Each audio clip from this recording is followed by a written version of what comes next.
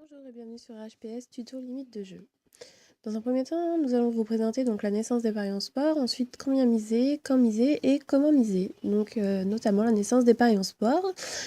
Donc il faut savoir que la Française des Jeux depuis 1976 détient 72% du monopole des jeux de loterie ainsi que paris sportifs.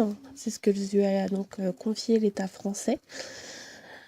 Et il faut savoir aussi donc, que celui-ci lui a permis donc, depuis le 2 novembre 2009 de se lancer sur une plateforme Paris Web pour directement faire face à la concurrence des jeux en ligne sur Internet en créant donc BetClick, Unibet, Bwin, etc.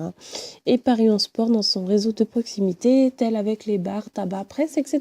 Donc c'est pour ça qu'il est possible de parier sur les matchs de foot, basket, tennis, handball, basketball, volleyball, le Grand Prix de Formule 1, le rugby, les motos, le rallye, le golf, le ski ainsi que le hockey sur glace depuis 2009. Donc ensuite, combien miser? Donc pour savoir combien miser, il va falloir vous fixer un budget quotidien, hebdomadaire ou mensuel afin de ne pas dépasser vos limites de jeu possibles en fonction de vos revenus. Il va falloir aussi se contrôler afin de ne pas tomber dans le rouge niveau financier. Donc au niveau du budget, ce n'est pas parce que vous allez gagner une grosse somme qu'il va falloir tout rejouer le lendemain.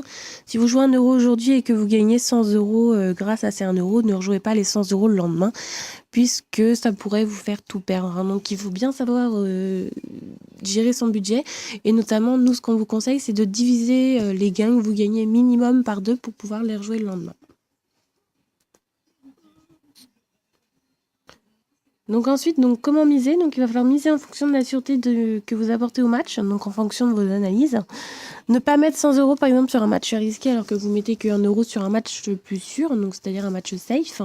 Et il ne va pas falloir combiner n'importe quel match avec n'importe quel match, bien évidemment. Donc c'est ce qu'aujourd'hui on a essayé de vous démontrer en vous remerciant de votre attention donc, pour cette vidéo. N'oubliez pas les prochaines vidéos donc, seront sur paris simple ou combiné. Donc on vous expliquera quand faire un simple, quand faire un combiné ou quand est-ce qu'on peut faire un simple et un combiné pour les deux. Et nous passerons aussi en revue donc, les règles pour le PMU, puisque seulement 5% de cette page joue au PMU. Donc on vous expliquera tous les thèmes un peu barbares, c'est-à-dire 2 sur 4, multi en 6, combi, simple gagnant, couplet gagnant, simple placé, couplet placé, etc. Donc tout ça sera expliqué dans une des prochaines vidéos.